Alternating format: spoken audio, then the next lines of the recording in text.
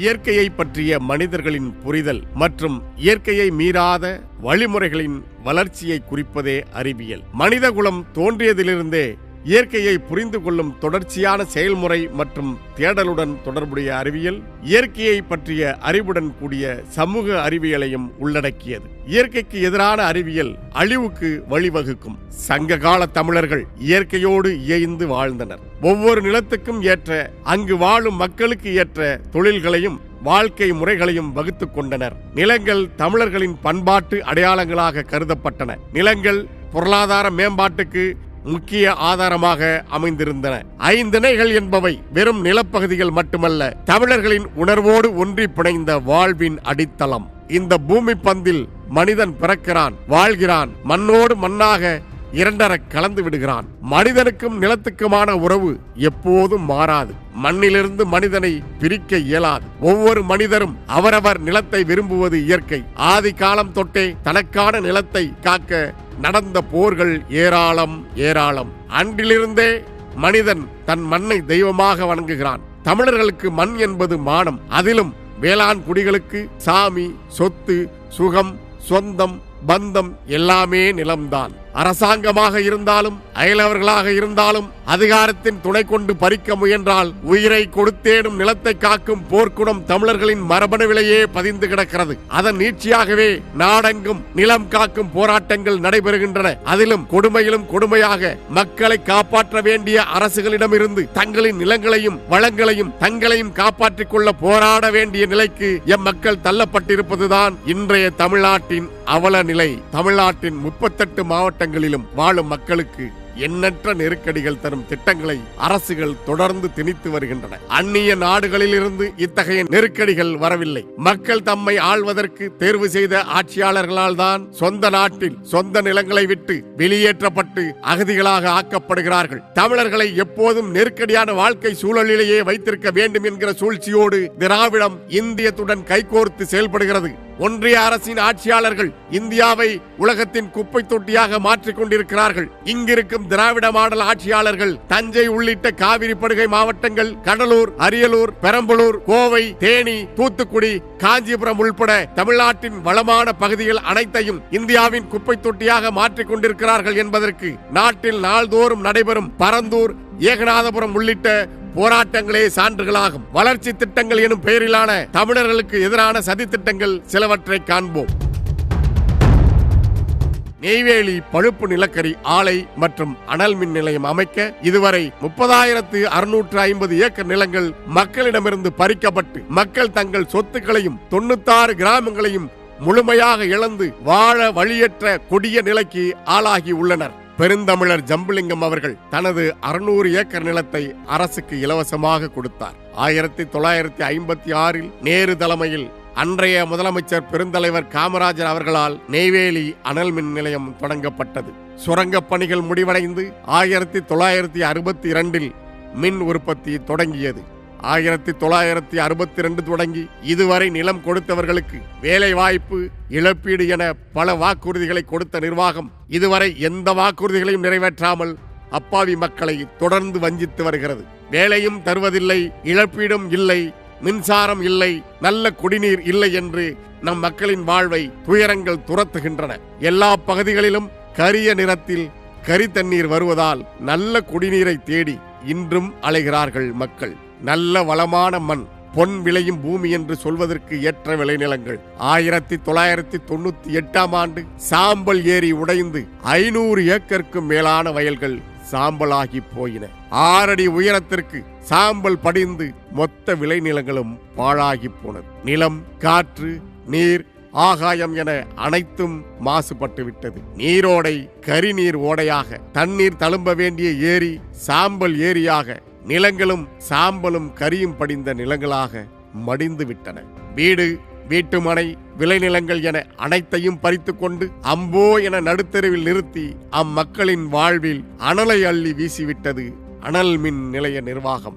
அந்த பகுதிகளில் கிடைக்கும் குடிநீரில் 250 மடங்கு பாதரசம் மற்றும் செலினியம் உள்ளதாலும் அனுமதிக்கப்பட்ட அளவை விட காற்றில் 8 மடங்கு கார்பன் டை ஆக்சைடு கலந்து மாசு அதிகரித்திருப்பதாலும் மனிதர்கள் வாழ்வதற்கு ஏற்ற இடமாக அந்த பகுதி இல்லை. ஆஸ்துமா, காசநோய், நுரையீரல் தொற்று நோய்கள், கல்லீரல் மற்றும் சிறுநீரக செயலிழப்பு என இளவயது மரணங்கள் இன்றும் தொடர்கின்றன. மனிதர்கள் மட்டுமல்லாது ஆடு மாடுகளும் அதிக அளவில் இறக்கும் நிலை காணப்படுகிறது. நிலம் இழந்த மக்கள் சொந்த நிலத்தில் வாழ வழியற்ற அகதிகளாக, இழந்த நிலத்துக்கு இழப்பீடு கேட்கவும் நாதியற்ற ஏதிலிகளாக கும்பி கொதிக்க மனம் வெம்பியபடியே உயிர் மட்டும் மிச்சம் என்னும் நிலையில் நடமாடிக் கொண்டிருக்கிறார்கள். நிலம் கொடுத்த மக்களின் வாழ்க்கை நிலக்கரி சுரங்கம் போலவே பாதாளத்தில் இன்றும் இருண்டு கிடக்கிறது. கூடங்குளம் அணுமின் நிலையம்.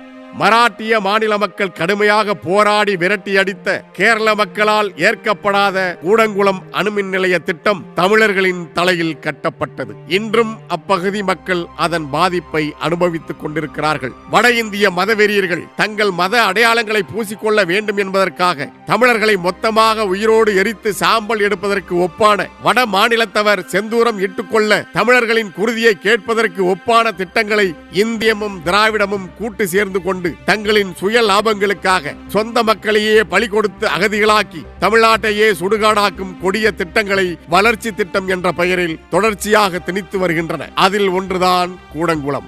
திருநெல்வேலி மாவட்டம் கூடங்குளம் எனும் சிற்றூரில் வங்காள விரிகுடா கடலோர பகுதியில் அமைந்துள்ள கூடங்குளம் அணுமின் நிலையத்தில் இந்தியா மற்றும் ரஷ்ய நாடுகளுக்கிடையே செய்து கொண்ட ஒப்பந்தத்தின்படி தலா 1000 மெகாவாட் திறன் கொண்ட 6 அணு உலைகள் நிறுவப்பட்டது. இந்த திட்டத்தின் மொத்த செலவு ஏறத்தாழ 13,500 கோடி ரூபாய் என்று மதிப்பிடப்பட்டது. அதில் அணுக்கழிவு மேலாண்மை, அணு உலை பாதுகாப்பு மற்றும் சுற்றுச்சூழல் பாதிப்புகள் ஆகிய சீரழிவுகள் எழுந்துள்ளன. அணு விபத்து ஏற்பட்டால் ஏற்படும் பேரழிவு மற்றும் கடல்வாழ் உயிரினங்கள் மீதான பாதிப்புகளால் கூடங்குளம் அணு உலைக்கு எதிராக பல போராட்டங்கள் முன்னெடுக்கப்பட்டன. கூடங்குளத்தில் தற்போது 1000 மெகாவாட் திறன் கொண்ட 2 அணு உலைகள் முழுமையாக செயல்பட்டு வருகின்றன. மேலும் 3வது மற்றும் 4வது அணு உலைகளின் கட்டுமான பணிகள் நடைபெற்று வருகின்றன. அணுக்கழிவு சேகரிப்பு நிலையம் அமைத்திடவும் முன்னெடுப்புகள் தீவிரமடைந்து வருகின்றன. அணு உலையிலிருந்து வெளியாகும் அணுக்கழிவுகளை கையாள்வது பெரும் சிக்கலாகும். ஓர் அணு உலை ஆண்டுக்கு ஏறத்தாழ 30 டன் யுரேனியத்தை பயன்படுத்துகிறது. இதன் கழிவு ஏறக்குறைய 24,000 ஆண்டுகளுக்கு கதிர்வீச்சை வெளிப்படுத்தும். அணுமின் நிலைய உலைகளை குளிர்விப்பதற்காக கடலிலிருந்து நீர் உறிஞ்சப்பட்டு பின்னர் சூடாக்கப்பட்ட நீர் மீண்டும் கடலில் விடப்படுகிறது. இந்த சூடான நீர் கடல்வாழ் உயிரினங்களான மீன்கள், நண்டுகள், பவளப்பாறைகள் மற்றும் தாவரங்களுக்கு மிகப்பெரிய பாதிப்பை ஏற்படுத்துகிறது. இது மீன் வளத்தை அழிப்பதோடு மீனவர்களின் வாழ்வாதாரத்தையும் நேரடியாக பாதிக்கிறது. அணுமின் நிலையத்தின் கழிவுநீர் வெளியேற்றம், அணுக்கழிவு சேமிப்பு மற்றும் கதிர்வீச்சு ஆகியவற்றால் நிலத்தடி நீர் மாசுபடும் அபாயம் ஏற்பட்டுள்ளது. இது அப்பகுதியின் விவசாய நிலங்கள் மற்றும் குடிநீர் ஆதாரங்களுக்கு மிகப்பெரிய அச்சுறுத்தலாக அமைவதோடு உணவு பாதுகாப்பையும் பெரிதும் பாதிக்கின்றது. ஜப்பான் போன்ற வளர்ச்சி அடைந்த நாடுகளில் கூட அணு உலை விபத்துகள் நடந்திருப்பதால் கூடங்குளத்திலும் ஒரு விபத்து ஏற்பட்டால் அது ஒட்டுமொத்த தென் தமிழ்நாடு மற்றும் வட இலங்கையையே பாதிக்கும் என்று மக்கள் அஞ்சுகின்றனர். செர்னோபில் பயங்கரத்தை மக்கள் மறக்கவில்லை. இத்தகைய காரணங்களால் கூடங்குளம் அணுமின் நிலையத்திற்கு எதிராக அதன் தொடக்க காலம் முதல் இன்று வரை போராட்டங்கள் தொடர்ந்து நடைபெற்று வருகின்றன. சேலம் சென்னை விரைவு சாலை. தமிழ்நாட்டில் சென்னை, காஞ்சிபுரம், திருவண்ணாமலை, வேலூர், கிருஷ்ணகிரி, தர்மபுரி மற்றும் சேலம் போன்ற மாவட்டங்கள் வழியாக திட்டமிடப்பட்ட சேலம் சென்னை 8 வழி விரைவு சாலை திட்டம் ரூபாய் 10,000 கோடி செலவில் அமைக்க திட்டமிடப்பட்டது. வேளாண் நிலங்கள், மலைகள் மற்றும் காடுகள் வழியாக அந்த சாலை செல்வதாக திட்டமிடப்பட்டதால் சுற்றுச்சூழல் பாதிப்புகளையும் வேளாண் குடிகளின் வாழ்வாதாரத்துக்கு அச்சுறுத்தலையும் ஏற்படுத்தியது. இத்திட்டத்துக்கு சுற்றுச்சூழல் அனுமதி இன்னும் கிடைக்கவில்லை. கடும் போராட்டங்களுக்கு பிறகும் உயர்நீதிமன்றத்தில் வழக்குகள் தொடரப்பட்டும் நிலம் கையகப்படுத்தியதை எதிர்த்து தீர்ப்பு வழங்கப்பட்டது. அதன் பிறகு உச்சநீதிமன்றம் ஒன்றிய அரசின் நிலம் கையகப்படுத்தும் அறிவிக்கையை உறுதி செய்த போதிலும் சுற்றுச்சூழல் அனுமதி பெறும் வரை கட்டுமான பணிகளை தொடங்க வேண்டாம் என உத்தரவிட்டது. இதன் காரணமாக இத்திட்டம் தற்போது நிறுத்தி வைக்கப்பட்டுள்ளது. இத்திட்டத்தால் 2,971 ஹெக்டேர் வேளாண் மற்றும் குடியிருப்பு நிலங்கள் பாதிக்கப்படுகின்றன. புதிய சாலைகள் அமைப்பதற்கு பதிலாக ஏற்கனவே உள்ள சாலைகளை மேம்படுத்தி அவற்றை பாதுகாப்பானதாக பயன்படுத்தலாம் வனப்பகுதிகள் மற்றும் வேளாண் நிலங்களை சாலைகள் பாதிக்காதவாறு மாற்று வழிகளை ஆராயலாம். சாலை திட்டங்களுக்காக நிலம் கையகப்படுத்தும் முன் சுற்றுச்சூழல் தாக்கம் குறித்த விரிவான ஆய்வுகளை வெளிப்படையாக நடத்த வேண்டும் என்று நாம் தமிழர் கட்சி வலியுறுத்துகிறது. நாகை சிபிசிஎல் விரிவாக்கம். ஒன்றிய அரசின் பொதுத்துறை நிறுவனங்களான சிபிசிஎல் மற்றும் இந்தியன் ஆயில் கார்ப்பரேஷன் இணைந்து ஏறக்குறைய 36,350 கோடி ரூபாய் மதிப்பில் தற்போதுள்ள ஆலையை விரிவுபடுத்தி ஆண்டுக்கு 9 மில்லியன் மெட்ரிக் டன் கச்சா எண்ணெய் சுத்திகரிப்பு செய்யும் திறன் கொண்ட புதிய ஆலையை அமைக்க திட்டமிட்டு நிலம் கையகப்படுத்தும் பணிகள் தொடர்ந்து நடைபெற்று வருகின்றன. சுற்றுச்சூழல் அனுமதியும் பெறப்பட்டு கட்டுமான பணிகள் தொடங்கப்பட்டுள்ளன. நாகப்பட்டினம் மாவட்டம் திருமருகல் அருகே உள்ள பனங்குடி, முட்டம், நரிமணம் மற்றும் கோபுராஜபுரம் போன்ற கிராமங்களில் ஏறக்குறைய 620 ஏக்கர் விளைநிலங்கள் கையகப்படுத்தப்பட்டுள்ளன. பனங்குடி பகுதியில் அமைந்துள்ள சிபிசிஎல் எண்ணெய் சுத்திகரிப்பு ஆலையை விரிவாக்கம் செய்யும் திட்டத்திற்கு அப்பகுதி விவசாயிகள் மற்றும் பொதுமக்கள் கடும் எதிர்ப்பு தெரிவித்து போராடி வருகின்றனர். நாகை பகுதி காவிரி படுகையின் ஒரு பகுதியாகும். இது பாதுகாக்கப்பட்ட வேளாண் மண்டலமாகும். இருப்பினும் பாதுகாக்கப்பட்ட வேளாண் மண்டல சட்டத்தில் எண்ணெய் சுத்திகரிப்பு நிலையம் தடை செய்யப்படாததால் இந்த திட்டம் முன்னெடுக்கப்படுகிறது. எண்ணெய் சுத்திகரிப்பு ஆலைகளிலிருந்து வெளியேறும் ரசாயன கழிவுகள் மற்றும் நச்சு புகையால் நிலத்தடி நீர் மற்றும் காற்று மாசுபாடு ஏற்படுகிறது. முந்தைய சுத்திகரிப்பு ஆலையின் செயல்பாடுகளால் ஏற்கனவே நிலத்தடி நீர் பாதிக்கப்பட்டிருப்பதாக வேளாண் குடியினர் குற்றம் சாட்டுகின்றனர். வேளாண் நிலங்களை கையகப்படுத்துவதை தவிர்த்து தரிசு நிலங்கள் அல்லது அரசுக்கு சொந்தமான புறம்போக்கு நிலங்களை அந்த திட்டத்திற்காக பயன்படுத்தும் மாற்று வழிகளை ஆய்வு செய்து செயல்படுத்த வேண்டும் என நாம் தமிழர் கட்சி அறிவுறுத்துகிறது. காவிரி படுகை மாவட்டங்களான தஞ்சாவூர், திருவாரூர், நாகப்பட்டினம், புதுக்கோட்டை, குறிப்பாக நெடுவாசல், கதிராமங்கலம் மற்றும் மன்னார்குடியில் ஹைட்ரோ கார்பன் மற்றும் மீத்தேன் வாயு எடுக்கும் திட்டங்கள் வேளாண் நிலங்களை அழித்து நிலத்தடி நீரை மாசுபடுத்துவதுடன் அப்பகுதியின் வளமான சுற்றுச்சூழல் அமைப்பையும் சிதைக்கின்றன. ONGC, வேதாந்தா மற்றும் GSPC போன்ற நிறுவனங்கள் காவிரி படுகையில் உள்ள பல பகுதிகளில் பெட்ரோலியம் மற்றும் மீத்தேன் வாயுவை எடுக்கும் திட்டங்களை முன்மொழிந்தன. ஏறக்குறைய 16,000 சதுர கிலோமீட்டர் பரப்பளவை கொண்ட காவிரி படுகை பகுதியில் 67 ஹைட்ரோ கார்பன் கிணறுகளை அமைக்க திட்டமிடப்பட்டது. நெடுவாசல் மற்றும் கதிராமங்கலம் போராட்டங்களுக்கு பிறகு காவிரி படுகை பாதுகாக்கப்பட்ட வேளாண் மண்டலமாக அறிவிக்கப்பட்டது. இதனால் அந்த பகுதிகளில் புதிய ஹைட்ரோ கார்பன் திட்டங்களுக்கு தடை விதிக்கப்பட்டுள்ளது. இருப்பினும் ஏற்கனவே செயல்பட்டு வரும் சில திட்டங்கள் தொடர்கின்றன. மீத்தேன் மற்றும் ஹைட்ரோ கார்பன் எடுப்பதற்காக 1000 அடியில் ஆழமான குழாய்கள் பதிக்கப்படுவதால் காவிரி படுகையின் வளமான மண் வளம் கெடுகிறது. நிலத்தடி நீரில் வேதிப்பொருள்கள் கலந்து வேளாண்மை செய்ய முடியாத நிலை உருவாகிவிட்டது. கதிராமங்கலத்தில் உள்ள ONGC நிறுவன கிணறுகளில் ஏற்பட்ட கசிவுகளால் நிலத்தடி நீர் எண்ணெய் கலந்ததாக மாறி அப்பகுதி மக்களின் குடிநீர் ஆதாரங்கள் பாதிக்கப்பட்டன.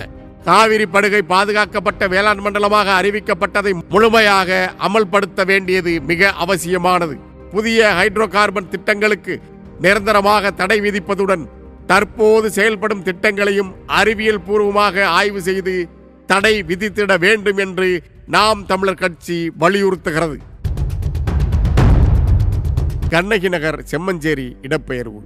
சென்னை மாநகரின் பல்வேறு பகுதிகள் மற்றும் கடலோர பகுதிகளில் கூவம், அடையாறு ஆகிய ஆறுகள் மற்றும் பக்கிங்காம் கால்வாய் போன்ற நீர்நிலைகளின் கரையோரங்களில் வாழ்ந்த சென்னையின் பூர்வகுடி மக்கள் வெள்ள ஆபத்தை தவிர்ப்பதற்காகவும் ஆக்கிரமிப்புகளை அகற்றுவதற்காகவும் என்று காரணம் காட்டி மாநகருக்கு வெளியே வெகு தூரத்தில் கண்ணகி நகர், செம்மஞ்சேரி, பெரும்பாக்கம் போன்ற பகுதிகளுக்கு இடமாற்றம் செய்யப்பட்டனர். இந்த இடப்பெயர்வால் அவர்கள் தங்களது வாழ்வாதாரத்தை இழந்துள்ளனர். மேலும் புதிய இடங்களில் அடிப்படை வசதிகளான குடிநீர், சுகாதாரம், கல்வி மற்றும் போக்குவரத்து வசதிகள் முறையாக இல்லை எனவும் பொதுமக்கள் குற்றம் சாட்டுகின்றனர். வெள்ள அபாயம், வெள்ளப்பெருக்கு ஏற்படும் ஆபத்து உள்ள பகுதிகளில் இருந்து மக்களை அகற்றுவதாக கூறினாலும் கூட அனகாபுத்தூர் போன்ற பகுதிகளில் காசா கிராண்ட் முதலிய பெருநிறுவனங்கள் அடுக்குமாடி குடியிருப்புகளை கட்டுவதற்கும் அவை இயங்குவதற்கும் பெருமுதலாளிகள் வருவாய் ஈட்டவுமே இந்த நடவடிக்கைகள் எடுக்கப்படுவதாகவும் ஐயம் எழுந்துள்ளது. 2015 முதல் 2025 வரை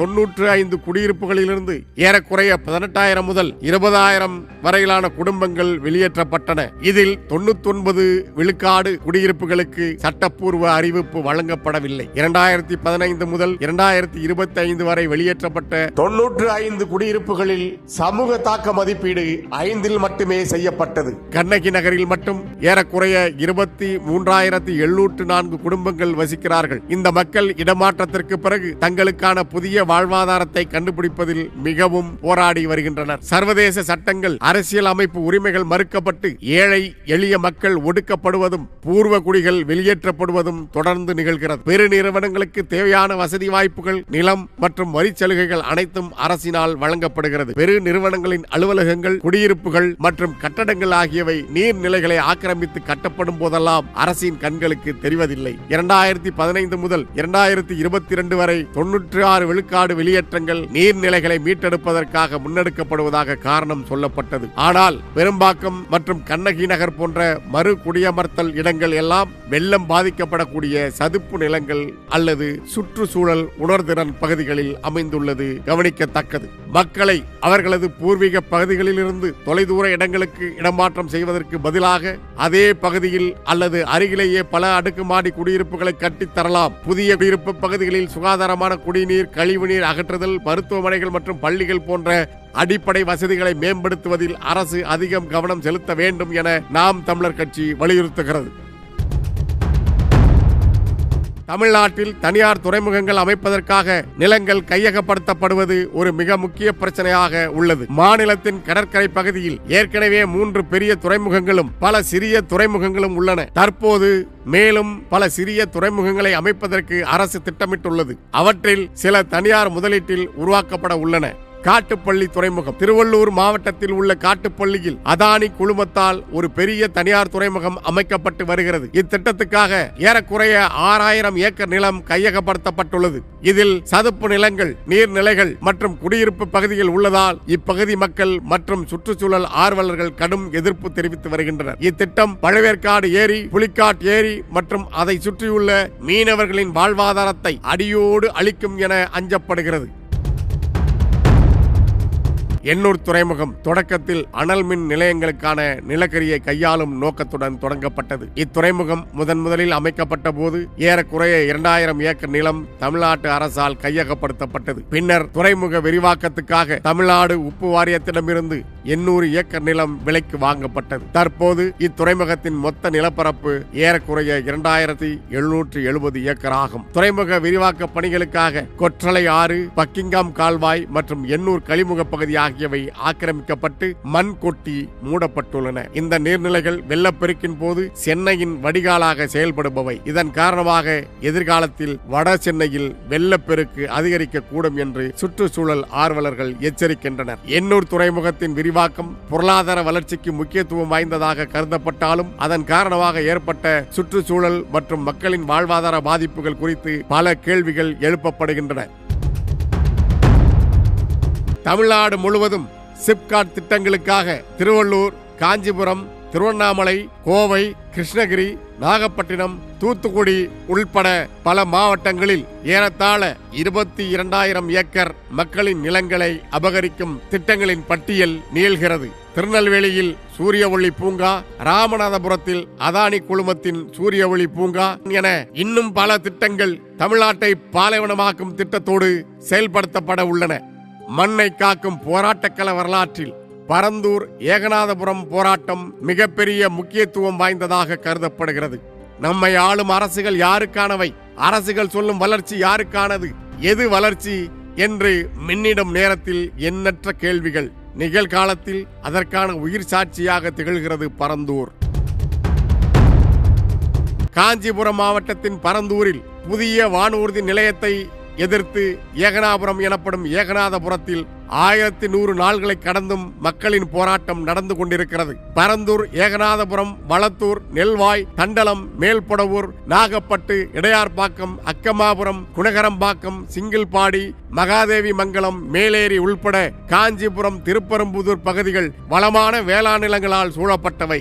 20 கிராமங்களில் ஏறக்குறைய 37,000 மக்கள் வசிக்கின்றார்கள். 20 ஊர்களின் 5,300 ஏக்கர் வேளாண் நிலங்களில் 20,000 கோடி ரூபாய் மதிப்பில் பன்னாட்டு வானூர்தி நிலையம் அமைப்பது வளர்ச்சியா? இந்த வானூர்தி நிலையம் அமைந்தால் ஏறத்தாழ 10,000க்கும் மேற்பட்ட மக்கள் தங்களின் சொந்த நிலங்களை விட்டு வெளியேற நேரிடும் என்கிற போது இந்த திட்டம் எவ்வாறு மக்களுக்கான வளர்ச்சி திட்டமாகும்? பரந்தூர் வானூர்தி நிலையம் ஆண்டுக்கு 10 கோடி பயணிகளை கையாளும் திறன் கொண்டதாக இருக்கும் என்று கூறி தமிழ்நாடு தொழில் வளர்ச்சி கழகம் இத்திட்டத்தை முன்னெடுக்கிறது. பரந்தூர் வானூர்தி திட்டம் சுற்றுச்சூழலுக்கு பெரும் சீரழிவை ஏற்படுத்தும். திட்டப்பகுதியில் 26.54 விழுக்காடு ஈரநிலங்கள் மற்றும் 10க்கும் மேற்பட்ட ஏரிகள் உள்ளன. இவை அழிக்கப்படுவதால் நிலத்தடி நீர் முற்றிலுமாக பாதிக்கப்பட்டு வெள்ளப்பெருக்கு ஆபத்து 20 விழுக்காடு அதிகரிக்கும். 63.81 விழுக்காடு வேளாண் நிலங்கள் அழிவால் 4,700 ஏக்கர்களுக்கு மேல் விளைநிலங்கள் முழுமையாக பாழாகும். இது உள்ளூர் வேளாண்மையை சார்ந்த 2,800 குடும்பங்களை முற்றிலுமாக பாதிக்கும். ஆயிரக்கணக்கான மரங்கள் வெட்டப்படும். இதனால் உயிரின பன்மை குறையும். மேலும் வானூர்தி நிலையத்தின் இரைச்சல் மற்றும் காற்று மாசு உள்ளூர் உயிரினங்களை பாதிக்கும். 1000 ஆண்டுகள் தொன்மையான சிவன் கோயில், 100 ஆண்டு பெருமை வாய்ந்த பள்ளிக்கூடம், பல்லாயிரம் ஆண்டுகளாக பறந்து விரிந்து மனித குலத்தை காத்தருளும் அன்னை வயல்களாகிய விளைநிலங்கள், பறவைகள் சரணாலயங்களாக திகழும் ஏரிகள் என இயற்கையின் கொடைகளை அழித்து 20 கிராமங்களை நேரடியாகவும் 15 கிராமங்களை மறைமுகமாகவும் என மொத்தமாக 35 கிராமங்களை சிதைத்து உருவாக்கப்படும் திட்டம் எவ்வாறு வளர்ச்சி திட்டமாகும்? பரந்தூர் வானூர்தி நிலையத்துக்காக கையகப்படுத்தப்பட இருக்கும் வேளாண் நிலங்களில் 3,250 ஏக்கர் விளைநிலங்கள் என்றும் 1,300 ஏக்கர் புறம்போக்கு நிலங்கள் என்றும் தமிழ்நாடு அரசு சொல்கிறது. ஆனால் புறம்போக்கு நிலங்கள் என்று அரசால் குறிப்பிடப்படும் 1,300 ஏக்கரில் 1000 ஏக்கர் ஏரி, குளம் உள்ளிட்ட நீர்நிலைகளாகும். புறம்போக்கு தரிசு நிலங்கள் உண்மையில் 300 ஏக்கர் மட்டும்தான் என்கிற பொழுது தமிழ்நாடு அரசு யாருக்காக பொய் சொல்கிறது?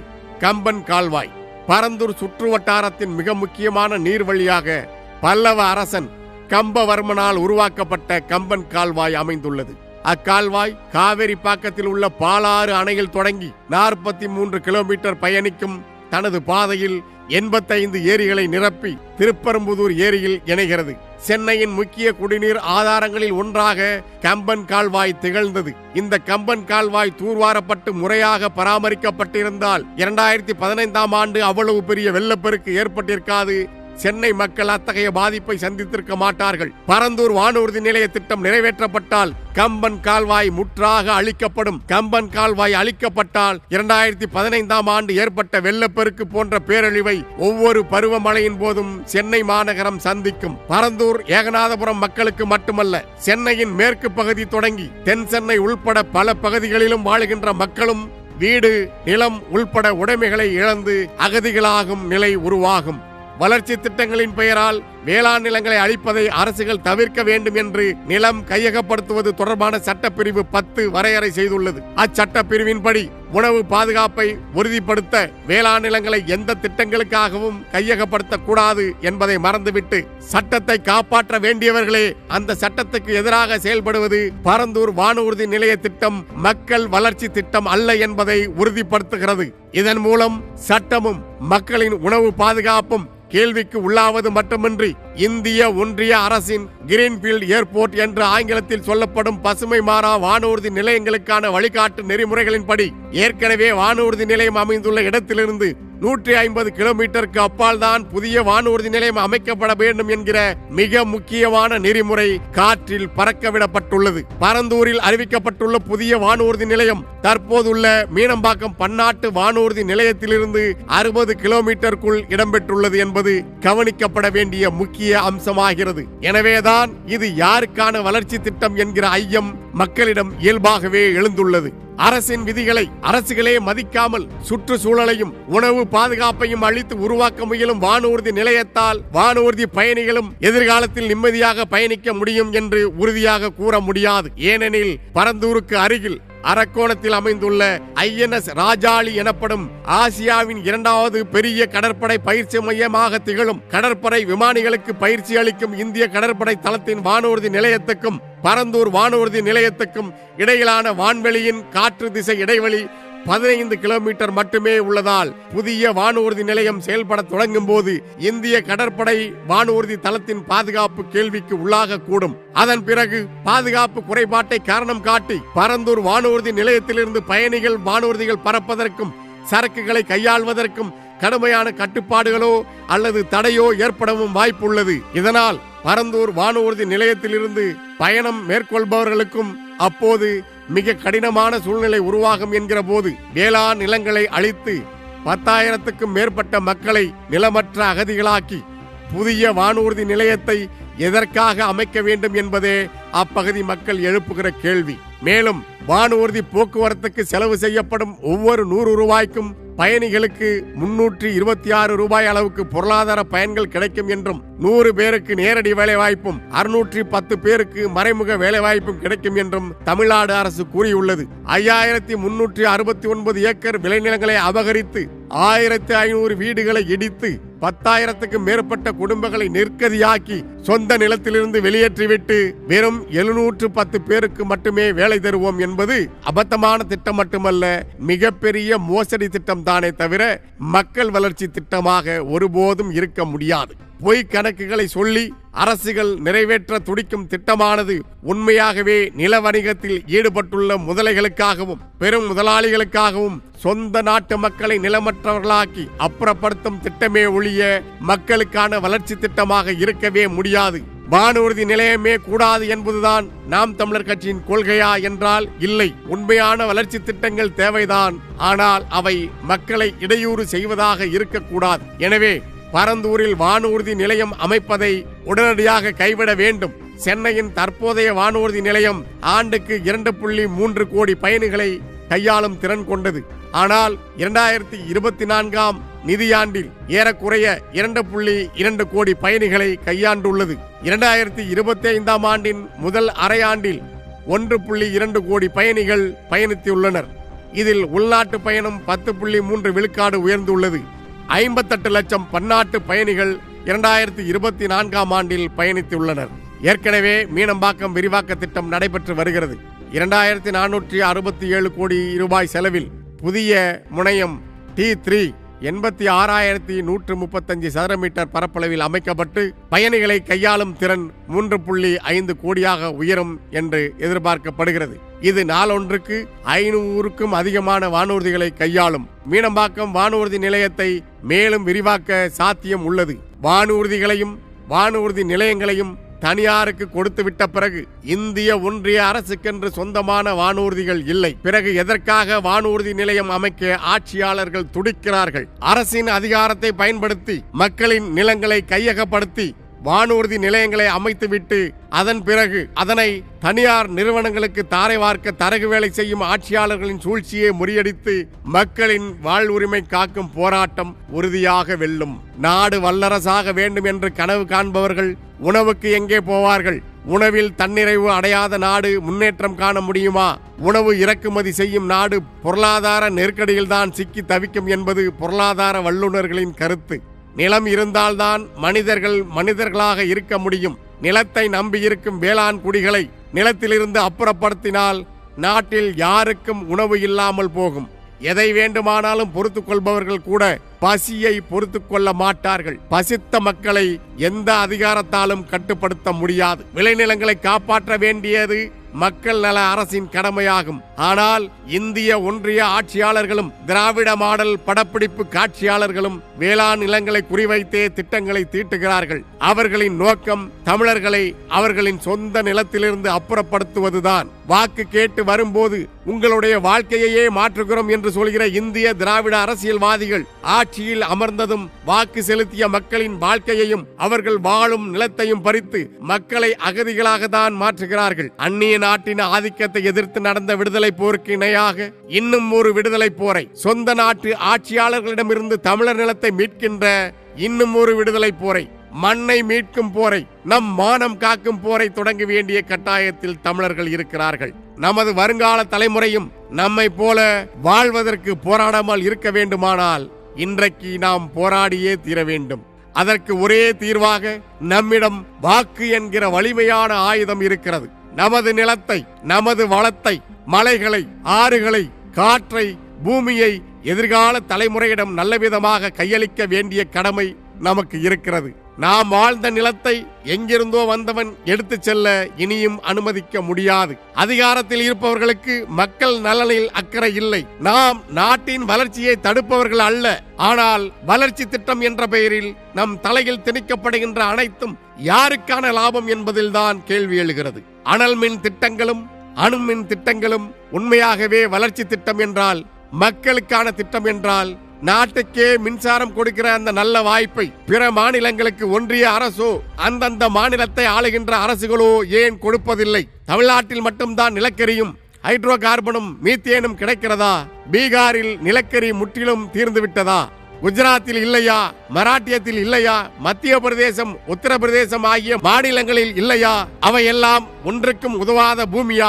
தமிழ்நாட்டை சுரண்டினால் கேட்பதற்கு யாரும் இல்லை என்ற துணிவோடு இந்தியம் திட்டம் போடும். திராவிடம் பல்லை இழித்தபடி கையெழுத்து போடும். போராடுகிறவர்கள் மீது வழக்கு போடும். தமிழ்நாட்டை காப்பதற்காக போராடுகிறவர்களை தேச விரோதிகள் என்று யார் சொல்கிறார்கள்? தமிழ்நாட்டில் புல் பூண்டு கூட இல்லாமல் அழிப்பதற்கு தேச விரோத, மக்கள் விரோத திட்டம் தீட்டி இருக்கிறவர்கள் சொல்கிறார்கள். காலம் காலமாக தமிழ்நாட்டின் மீது நடத்தப்பட்ட படையெடுப்புகள் அனைத்துமே இங்கிருந்த வளங்களை கொள்ளையடிப்பதற்காக நடந்தவை. இனப்படுகொலை நடந்த ஈழத்தில் கூட இன்னும் உயிரோடு மிச்சம் இருப்பவர்கள் வாழ முடிகிற சூழ்நிலை உள்ளது.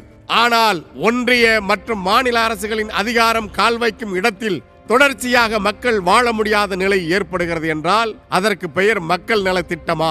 உலகத்தில் எல்லா நாடுகளிலும் மின்சாரம் தயாரிக்கிறார்கள். எந்த அரசாங்கமும் ஏழைகளை அழித்து, அவர்கள் வாழ்க்கையை அழித்து, அவர்களுடைய கண்ணீரிலும் இரத்தத்திலும் மின்சாரம் எடுக்கவில்லை. காற்றில் இருந்தும், கடல் அலைகளில் இருந்தும், சூரிய ஒளியில் இருந்தும், குப்பைகளில் இருந்தும் கூட மின்சாரம் எடுக்கிறார்கள். திரும்பும் திசையெல்லாம் மின்சாரம் எடுப்பதற்கு 1000 வழிகள் இருக்கும் போது தமிழர்கள் வாழ்வதற்கு என்று இருக்கிற ஒரே ஒரு நிலம் தமிழ்நாடு. தமிழர்களின் தாய் நிலத்தை அழித்துதான் மின்சாரம் எடுக்க வேண்டும். தமிழர்களின் வாழ்வை இருட்டாக்கி அந்த மின்சாரத்தை எங்கோ இருப்பவர்களுக்கு கொடுத்து அவர்கள் வாழ்வில் வெளிச்சம் கொடுக்க வேண்டும் என்று அதிகாரம் இருமாப்புடன் செயல்படுகிறது.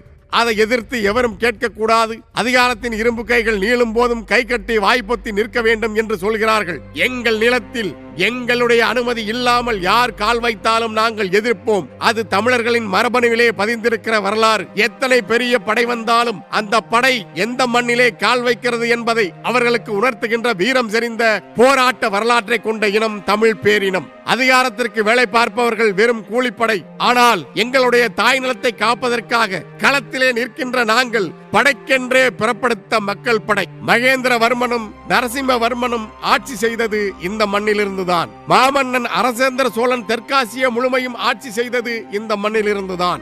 சோழ பேரரசு உலகின் 3வது பேரரசை கட்டி எழுப்பியதும் இந்த மண்ணிலிருந்துதான். ஆசியாவை ஆள்வதற்கு அணிவகுத்ததும் படையெடுத்ததும் இந்த மண்ணிலிருந்துதான். காலம் காலமாக இது தமிழர்களின் பூமி. அத்தகைய தொன்மை மிக்க வரலாற்றையும் பண்பாட்டையும் வாழ்வியலையும் புதைப்பதற்காகவே தமிழ்நாட்டின் நிலங்கள் எல்லாம் பல்வேறு திட்டங்களின் பெயரால் தோண்டப்படுகின்றன. தமிழர்களை நிம்மதியாக வாழவிட்டால் நாம் நிம்மதியாக தமிழ்நாட்டை சுரண்ட முடியாது என்கிற திராவிட நரிகளின் திட்டத்தை தமிழர்கள் உணர்ந்து விட்டார்கள். திராவிடத்துக்கு முடிவுரை எழுத முடிவெடுத்து காத்திருக்கிறார்கள். எமது மக்களும் எமது இளம் தலைமுறையினரும் 2026 புதிய அரசியல் வரலாறு படைப்பார்கள். இது தமிழ் தேசிய இன எழுச்சி அரசியலின் காலம். இனி எங்கள் திருநாட்டில் எங்கள் நல்லாட்சியே. இனம் ஒன்றாவோம், இலக்கை வென்றாவோம். இலக்கு ஒன்றுதான், இனத்தின் விடுதலை. தமிழ்தாய் வாழ்க, தலைவர் பிரபாகரன் வாழ்க. நாம் தமிழர்.